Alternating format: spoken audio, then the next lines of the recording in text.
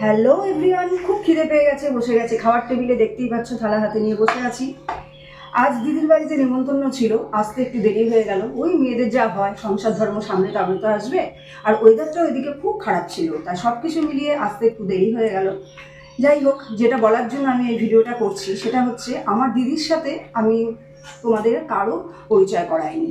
দেখো, এই হচ্ছে আমার সব থেকে প্রাণের কাছের মানুষ, যে হচ্ছে বড় দিদি।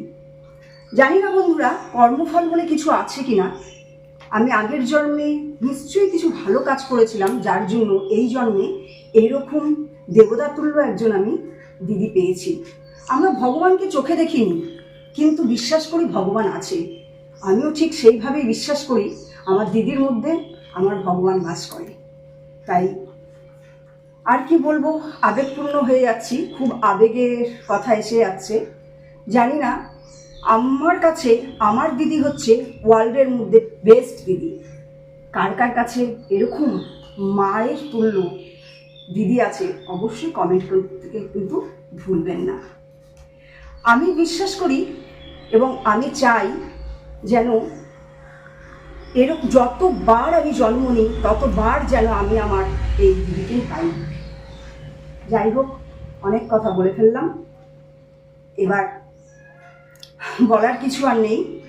আমার দিদির জন্য সবাই একটু শুভ কামনা করবে। আর আমি চাই আমার দিদির আগে যেন আমি এই পৃথিবী থেকে চলে যাই। কেন জানেন?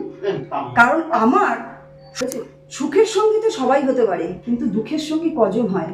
আমার প্রতিটা সুখে দুঃখে যে আমার প্রতিটা মুহূর্তে পাশে ছিল, সে হচ্ছে আমার দিদি।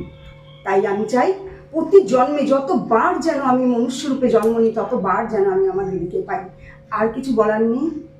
ভিডিওটা করে কমেন্ট করো।